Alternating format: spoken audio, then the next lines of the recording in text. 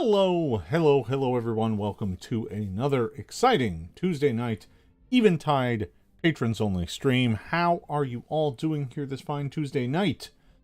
I have had an exciting past week on Eventide. I've run 2 playtest sessions, both of which moved the needle on bringing part 2 of Wolfran's Fate to a conclusion, to the point where I'm now in wrap-up on the writing of it. I literally just need to finish out a handful of encounters and kind of flesh them out from my notes stage, which I was using to playtest, into finished text.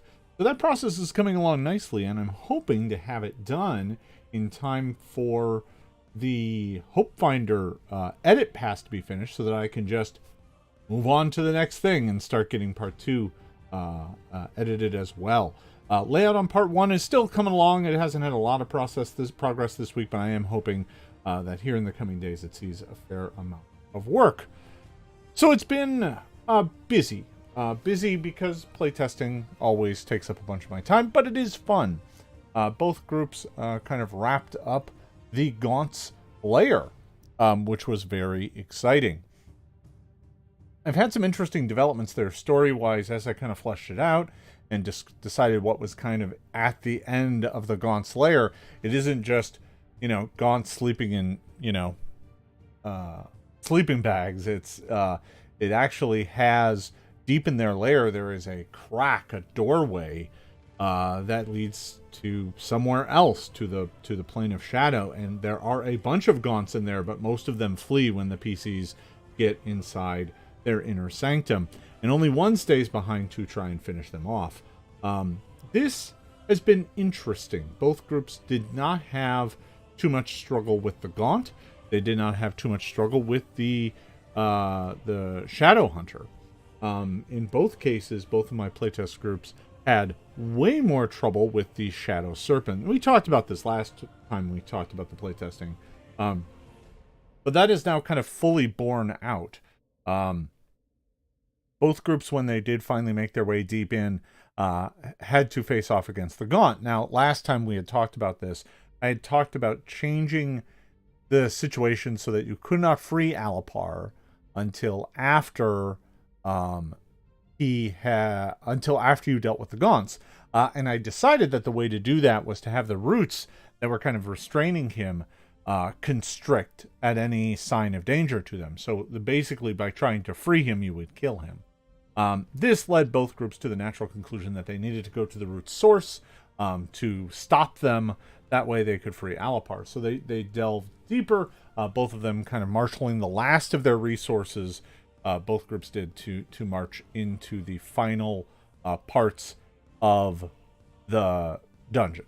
So that has frankly been a very good experience. Both groups had a good time with it.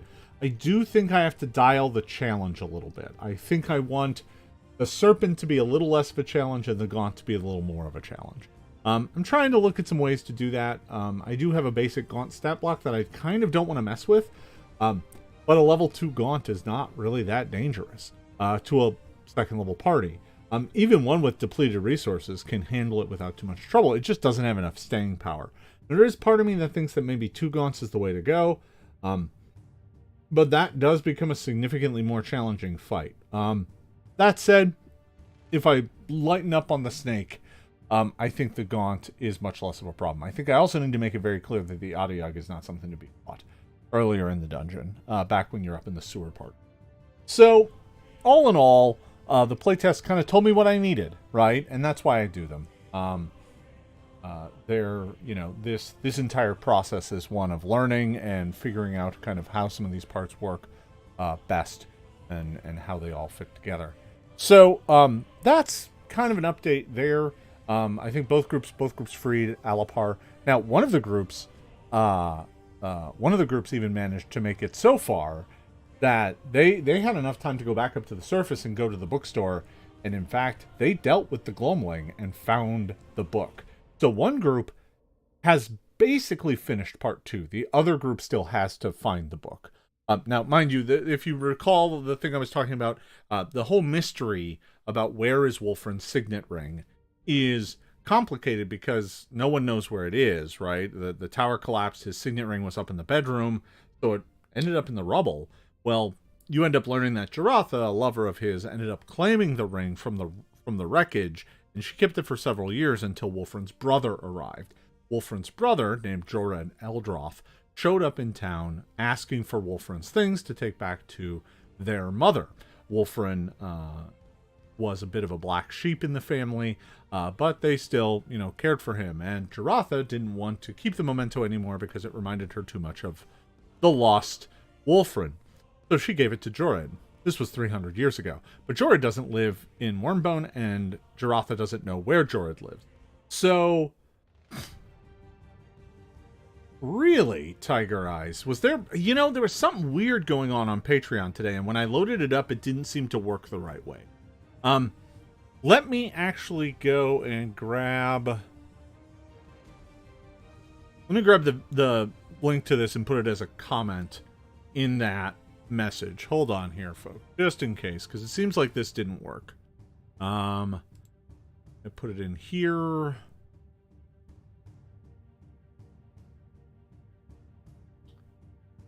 Copy link. Go to the Patreon.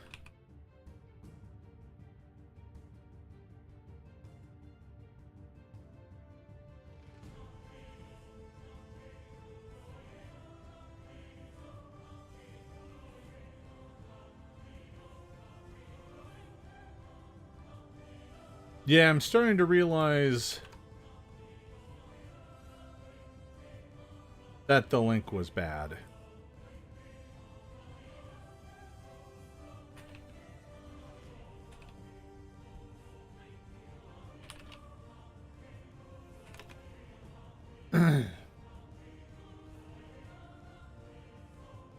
No, I appreciate the heads up. I think the link I've put in there now should work. See if I can actually edit. Oh my god, yeah, no, that's the wrong link.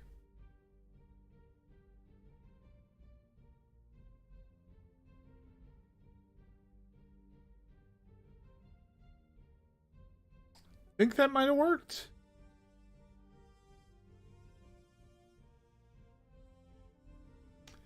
Alright, I think I fixed it. Yeah, sorry about that, folks. Thanks for the heads up. That's a first. I don't know what I did wrong there. I thought I grabbed a shareable link, but apparently something went wrong in the copy-paste, and I grabbed something that was not correct. Welcome. Sorry about that, folks. So we had a bit of a snafu here today.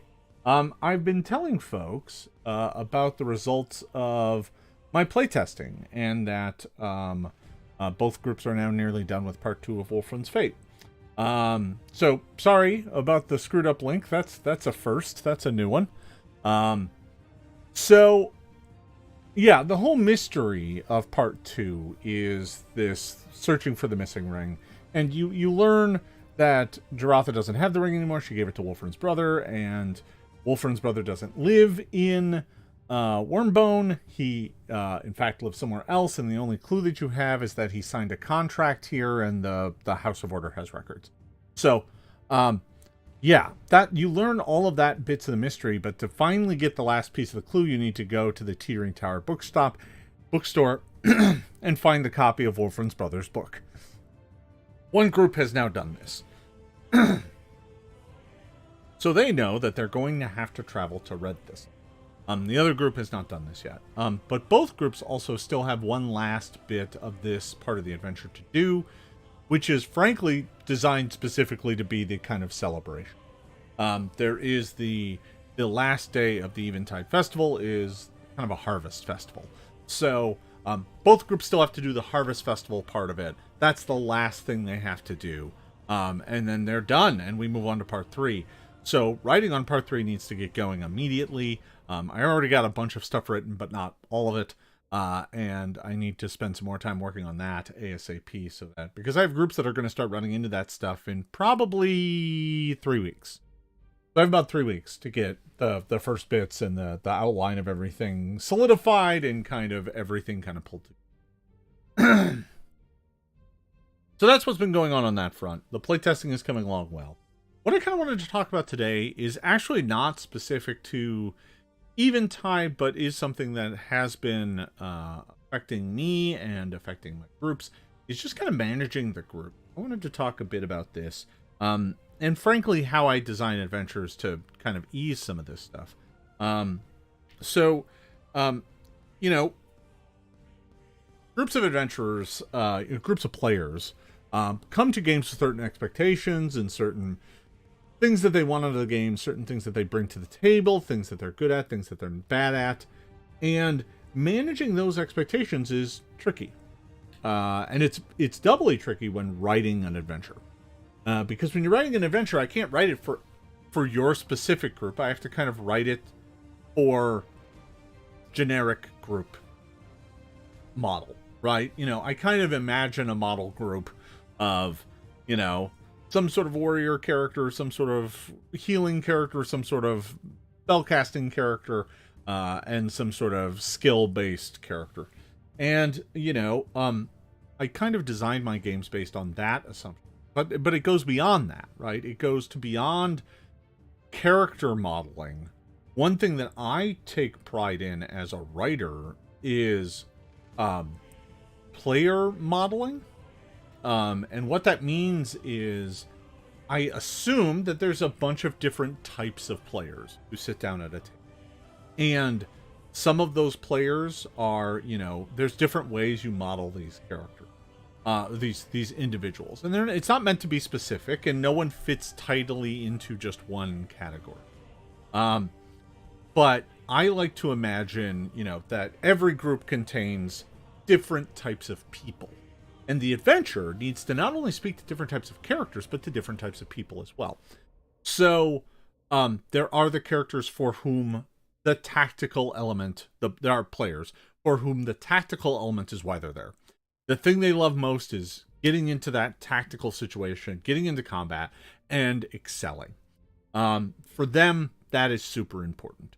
And let me just say, there's a lot of folks here tonight. Hello, everybody. I normally don't get 8 or 9 folks here on these videos. I know lots of people watch them afterwards. I can see the metrics and numbers on. But hey, everybody, how you doing? It's nice to see a good crowd here on a Tuesday night. So modeling players, right? So you got your tactical player. I think everybody knows that player, right? They can oftentimes also be the character that has the most powerful and efficient character at the table, but they're not always. But they can be. So there's that.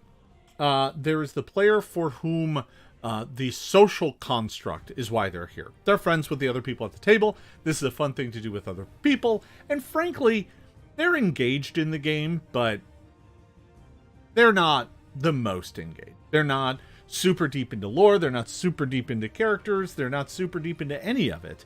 But they're still a reliable part of the game, right? They're still there for it. They're there for the social construct. They care. They just aren't deeply invested in tabletop RPGs as a hobby. That's fine. Nothing wrong with that player. Nothing wrong with any of these players. It's just good to understand them.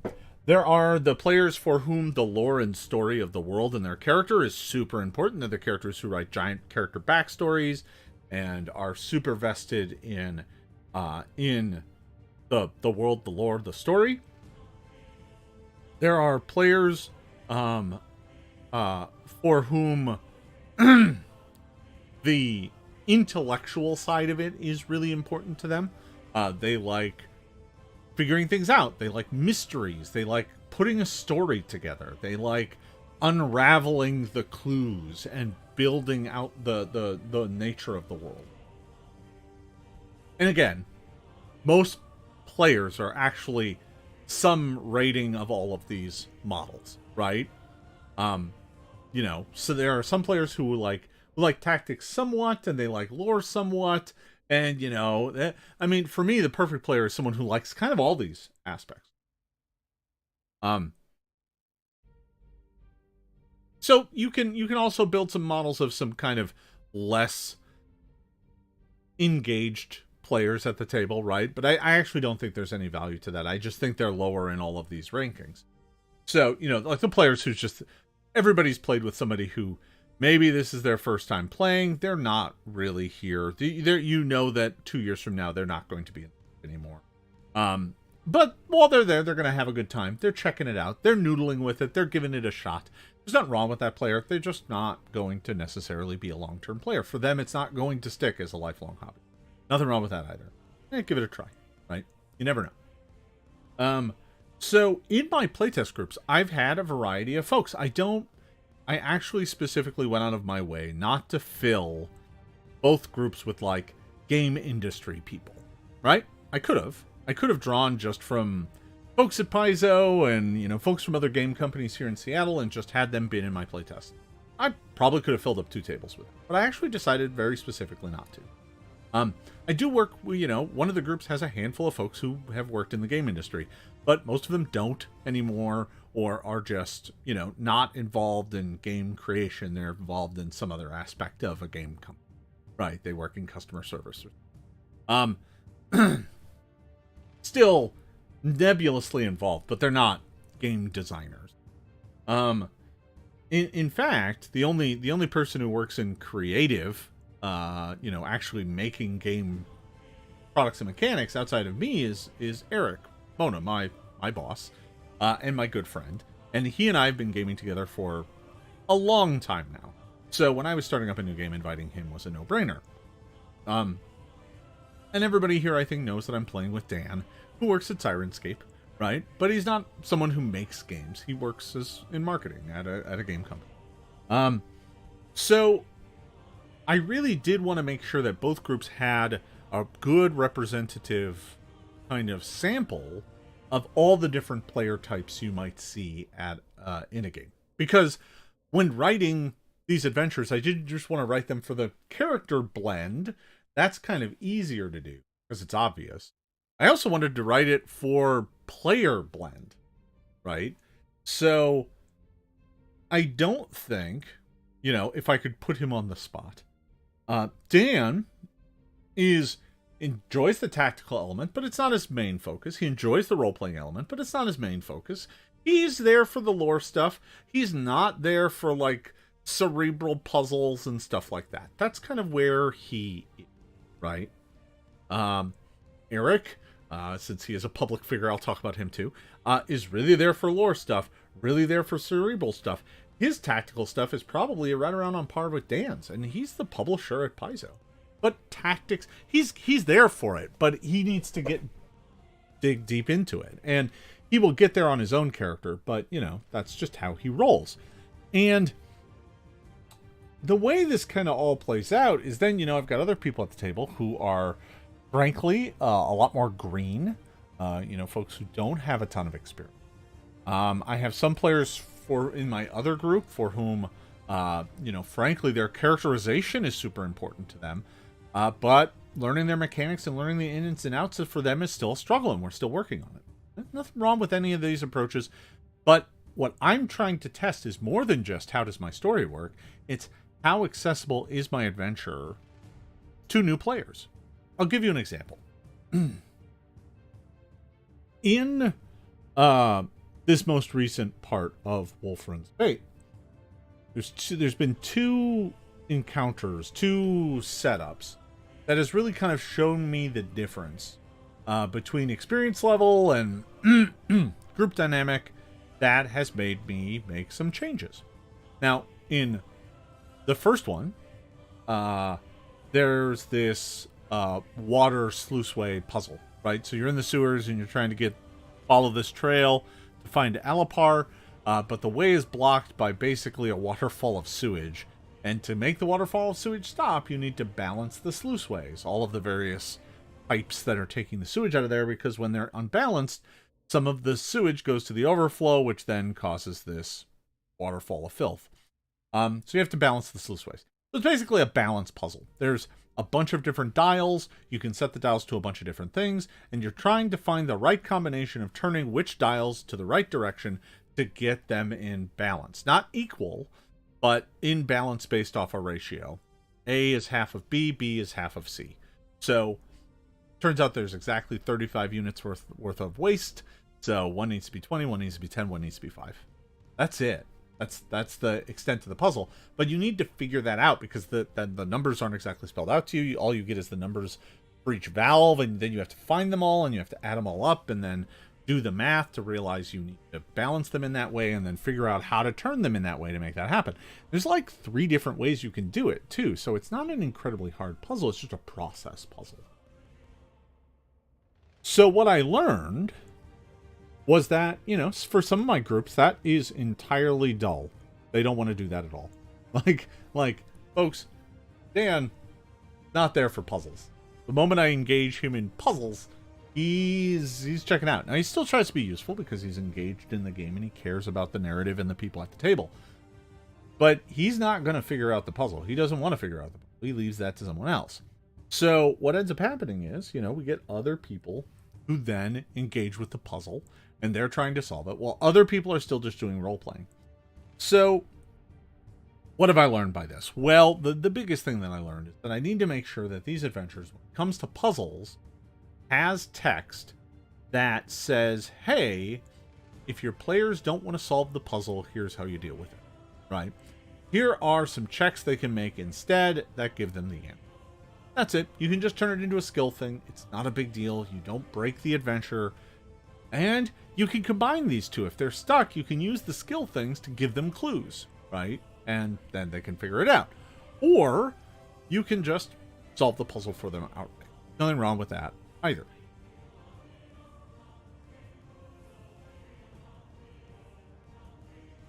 So, that's the first example. Second example deals with the very end of part 2 of Wolfram's Fate. So at the very end of part 2 of Wolfram's Fate, the group makes it to the inner sanctum of the Gaunts, and there is a crack in space that goes somewhere else. And some of the Gaunts walk through that crack and disappear. My players then went and fought the one Gaunt that remained and the Shadow Hunter, and they dealt with it, and problem solved. Well, something I need to write for the adventure, because I didn't have it in there. Unfortunately, they didn't do it, but they were this close. Is the one of the groups was like, should we go through? And I, behind the screen, am just like, I hope they don't do that. Because frankly, that is a doorway to like the plane of shadow, and if they go there, they will die. There's no coming back. And I think what I need to do is just make sure that I understand what that plane does, because I haven't written those rules yet, and I need a shorthand version of it. And I think if I allow them to like go through and be like, oh my god, where am I? And then immediately start taking damage, they can always flee back through, right? And maybe that's the right answer. But no one did it. But I had one player suggest it, and I was like, oh, Jesus, I didn't think of that at all. And this is what I get for playtesting with inexperienced players. If it was an experienced group of players, my experienced players are like, oh, no, we're not doing that. I'm not going through that. Nope, that's not what we were asked to do. There is no reason for us to do that, so we're not doing that. And that's frankly why that group didn't do it, because the one or two experienced players in the group were like, no, we're not doing that. But then I thought, you know what? I'm modeling this adventure based off a generic group, and I cannot assume that every generic group of folks are going to have an experienced player who's been around the block once or twice that's like, yeah, you don't go through weird portals. That's just not a thing. You just don't do that. So yeah, that's the problem. There's always going to be one. So I have to account for that in the adventure. I do think that this speaks to an element of game design that is like, geez, I was talking to folks about this today, at work. You cannot design assuming bad intention. And you cannot design assuming that the parties are going to do the most bizarre, outlandish thing possible. And then you cannot spend all of your time writing rules and reasons for why that stuff won't happen. Right? So let me give you an example. The town of Wormbone has a church in it that's made of wood. And I don't have to spell out what happens if the players decide to light it on fire. Why do I not have to spell that out? Because, frankly, that's like beyond the scope of the adventure and beyond the scope of what you would expect them to do as normal adventurers. Why are they burning down this church? There's no reason for them to burn down the church. It's not part of the adventure. It's not scoped out, but it is something they could do, right? They could decide, you know what, screw it. I don't like the people from this church. Let's just burn it down. So that is something that's outside the expected experience. And while you can go out of your way to design rules and guidelines and things that tell why this stuff doesn't happen, you generally don't have to for something that's kind of absurd or something that assumes that the players are acting in bad faith. Like, there's no reason to do. But this pointed out something that was like, oh, wait. No, there are players that might be like, you know what? We should check that out. They tried to escape. Let's follow them. I do think, someone in chat has mentioned why, you could always have the gate close once the last gaunt goes through it. If they took a keystone or something. Actually, the point of the adventure is to go and cut the roots down at the gate. So what I've done is when I describe the gate, I say that the gate is unstable and that the roots themselves is holding the gate. Like the roots, the gnarled bits of root are like holding on to the edges of the gate. And both groups successfully interpreted that to mean we need to cut the roots here. That will close the gate. Like, both groups immediately were like, we need to close whatever that is. That's where the gaunts came from. So, both groups kind of got there without having to have it spelled out to them, which I think is important. But I do still think I need to put in the rules of like, well, what if they decide to say, screw that, let's follow the gaunts. I know how to stop them. We'll go kill them. I think what I need to do is add that bit that says this is what they see and this is what immediately starts happening. They immediately start taking damage because the shadow plane is antithetical to life. In Eventide, if you remember the cosmology, if you haven't seen the cosmology video, go look that up. I think it might have been a Lord only video. I'm not sure. I'll have to look. But the cosmology video is really cool. It talks about the various planes of existence and how they work to balance the material plane. So, yeah. So that's one aspect of kind of this design is modeling and doing the playtesting, because the playtest is going to point out things that you have. Right? And there's the obvious stuff, right? We've talked about how I'm changing encounters and moving things, kind of tightening up the balance here and there to make the adventure kind of more fun and kind of be the game expression I want it to be. So that's really important. Honestly, I know other folks have playtested their adventures before, and sometimes even multiple times. But I can't imagine anyone who's playtested and deliberated and made A/B testing as much as I have on this damn adventure. So, a Penumbrous might.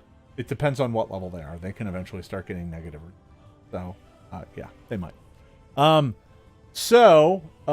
Yeah. As a matter of fact, there was a question. Sorry, there was a question from chat about whether or not Penumbrous would have resistance against the shadow plane effects. They might. Other creatures can get that as well. There is a thing in the Gaunt's lair that those creatures with the shade trait or with class features with the shade trait can like pass through the doors without taking damage and stuff. And there's a ritual that allows you to gain the shade trait temporarily in the dungeon that allows you to go through the doors and stuff without taking damage. It also makes it easier for you to hurt the Shadow Hunter because it puts you in phase with it. So there's a bunch of stuff like that. I'm still the Gaunt layer is a bunch of notes right now, and it's about half written into encounter text, and I need to finish. So we're almost done with that. So yeah, that has been interesting. That's been fun. I do think it has taught me a lot about kind of this adventure and the town itself, because both groups have also done different things in the town outside the scope of the adventure that I've needed to plan. For that I hadn't planned for up to this point. So, yeah, that's that. And there's another aspect of group management that's important to note as well, and that comes down to I was talking a bit about managing player expectation, right? So in that I have some players for whom puzzles are a non-starter. For other players, they're there for combat, and if there's no combat in that session, they don't have as good a time, or they have a harder time having a good time. And for others, it's about story, and if it's all combat, they're not having a good time. So part of my managing expectations is to make sure that the adventure itself is constantly mixing up its content. Right? It's never 4 puzzles in a row. It's never 3 combats in a row. It's never 14 role-playing sessions in a row. But it is something where there can be small repetitive patterns briefly, but they never hold.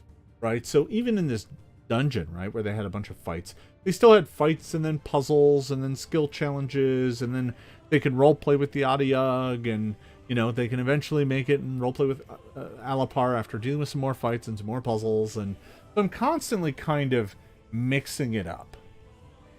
That's not a bad idea. I got another good idea from chat that maybe the gate starts radiating negative damage if you get too close. That's possible. I'm not sure that conveys the idea the right way.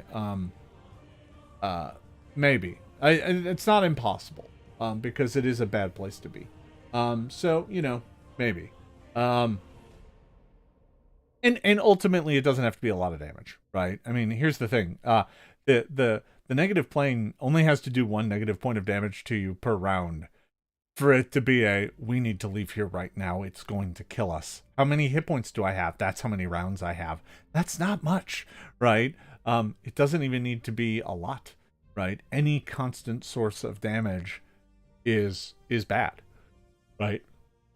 The point of fire only needs to deal 1 point of fire damage per round to make it lethal to most characters, right? They can't sleep, they can't rest, they can't do anything, they have to heal constantly, right? It's a bad place to be. Now, of course, the lower it is, the easier to find a little bit of resistance and live there, but ultimately, mechanically, even 1 point of damage per round that you cannot stop or prevent is really bad.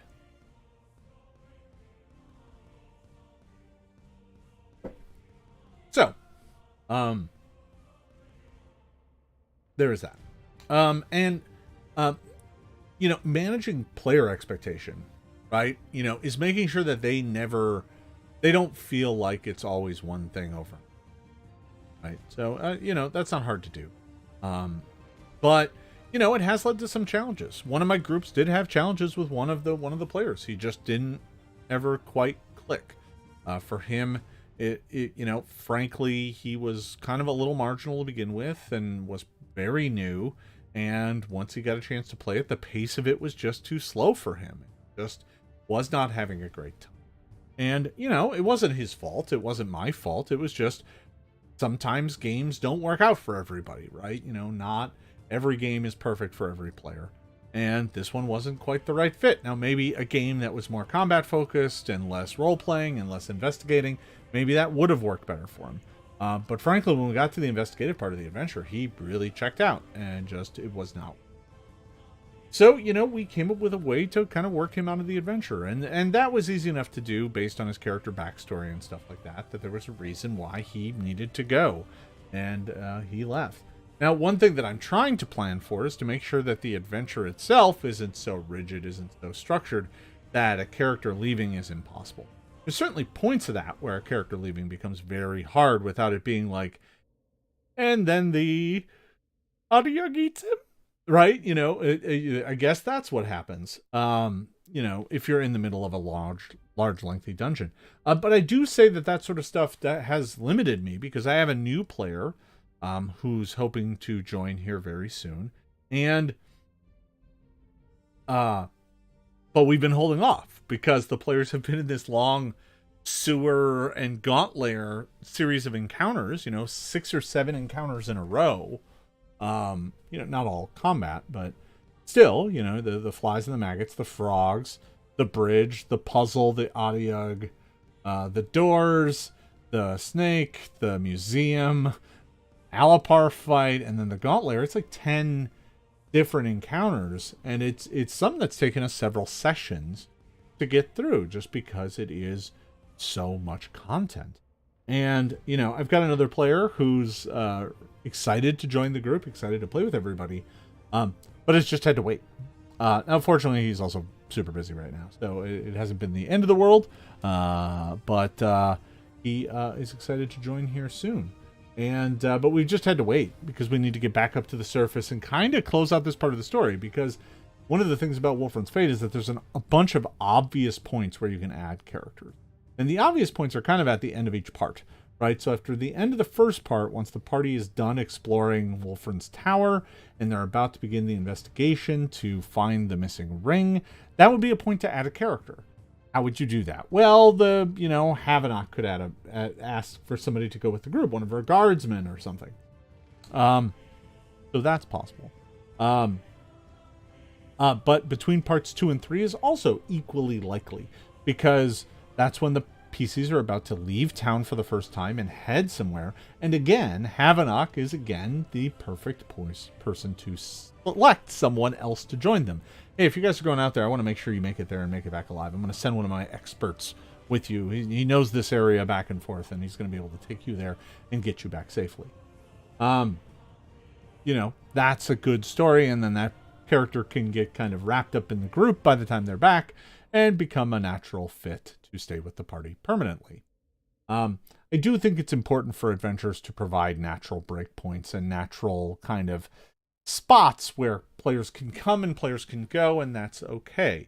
I think one of the most dangerous things, if I could speak from experience, is creating a story where, the initial mix of player characters are the chosen ones or is special in some way.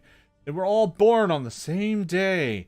Well, that's cool and all until one of them dies and you have to bring in another character, right? And then it's like, oh no, this character was born 3 months later than the rest of you, so you're not special at all. And I guess you can just hang out with everybody else, right?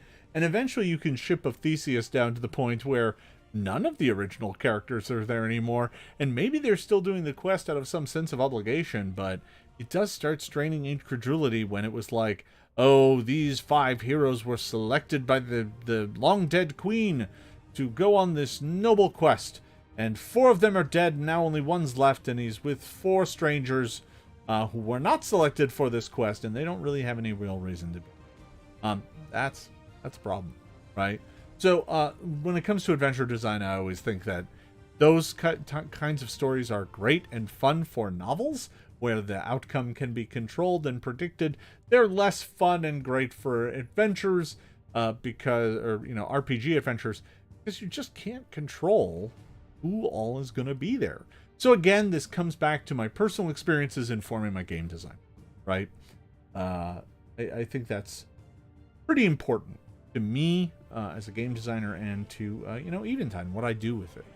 I think it's not an obvious thing, but it is how I like to write my adventures, right?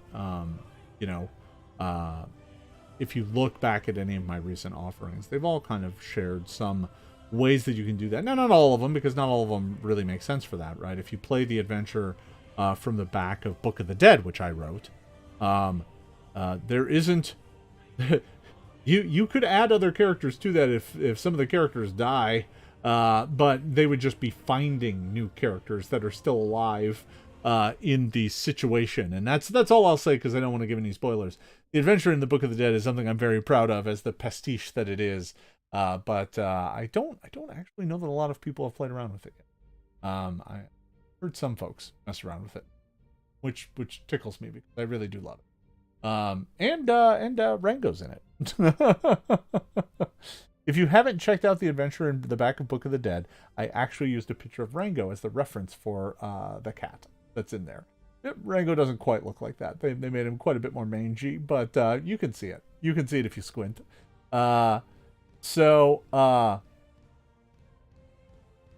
and obviously I've seen this problem echo itself in plenty of other adventures. Right? There are plenty of other adventures and adventure paths out there where there just aren't good jumping on and jumping off points. And I do think that's something pretty important. It's a good reason to avoid doing,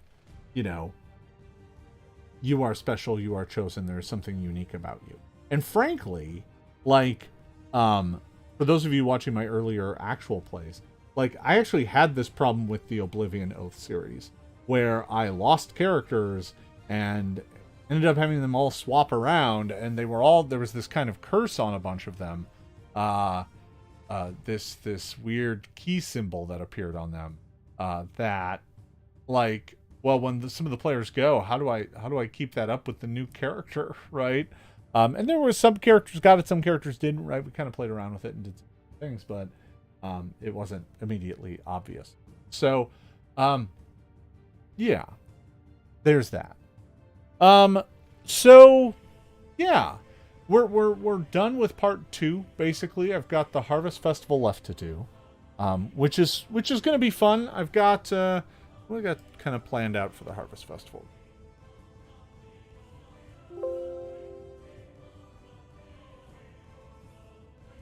Go back down here to the Harvest Festival part. So I'm definitely going to have an archery contest. Because, come on, you're doing an archery contest. I am going to have some sort of competitive eating contest. So one of the ways I kind of looked at this was, how do I test the various statistics or some skill groups from the various parts of the party? So I was thinking an archery contest for the ranged characters, some sort of foot race obstacle course for the strength-based characters doing jumping and climbing, and a pie eating contest or a food eating contest, which is really kind of a fort contest. I think because of the town it is, there could probably be a log cutting competition. We talked about all of this. And so most of it's pretty physical stuff. I don't think there's going to be much in the way of challenges. I put enough puzzles in my game recently, so I don't know that I want to put any more of that stuff in. Does the world of Eventide have hot dogs? That's a valuable question from chat.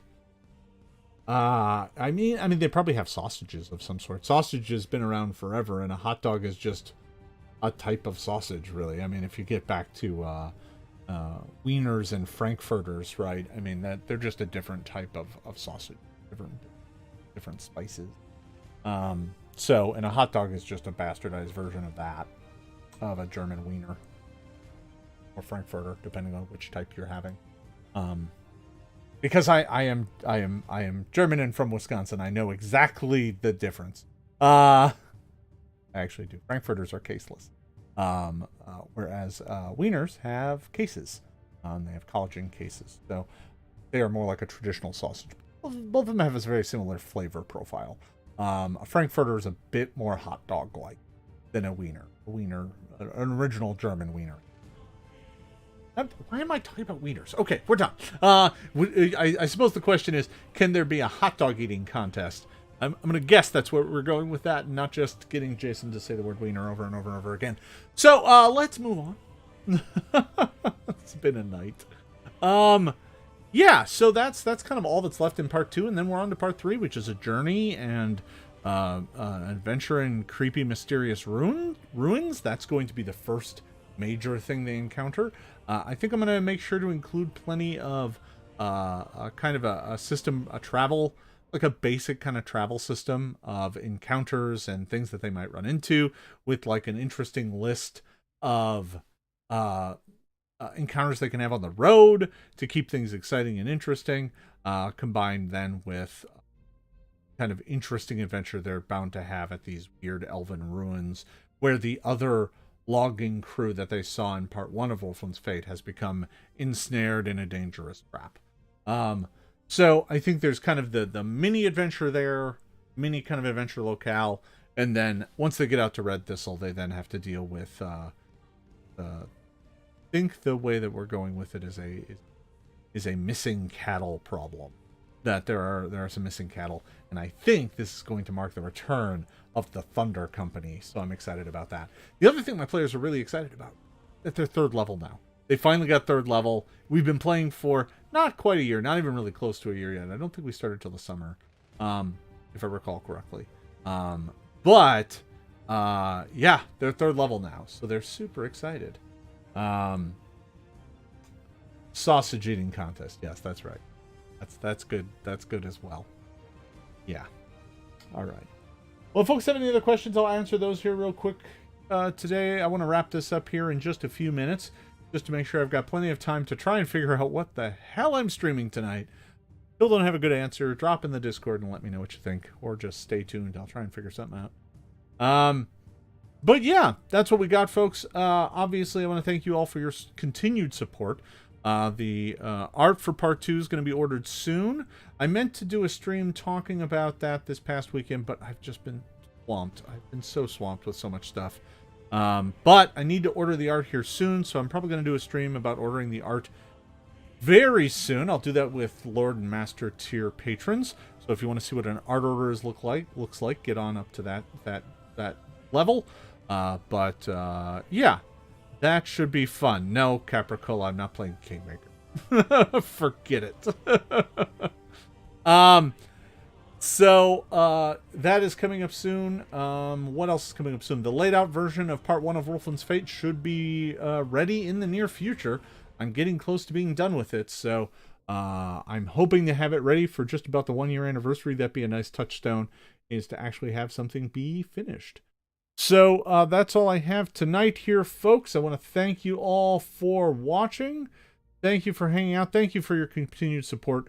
Also, for those of you who are backing the Hope Finder Kickstarter, thank you there as well. I really do appreciate it. The campaign is at just about 18,000. We flirted above 18,000, then I had a high-end backer back out today. So we dropped back down below 18,000. Now we're kind of back up near. So that's where we're at on that. We're getting close to that 20,000 stretch goal. We got 2 weeks left.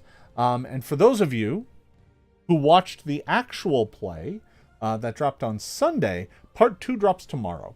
So the conclusion, and this is never before seen, the second part of the Hope Finder actual play drops tomorrow morning at 9 a.m. Pacific time. So stay tuned for that. All right, folks, that's all I have for you here tonight. Thank you for watching. Thank you for your continued support, and we will see you next time.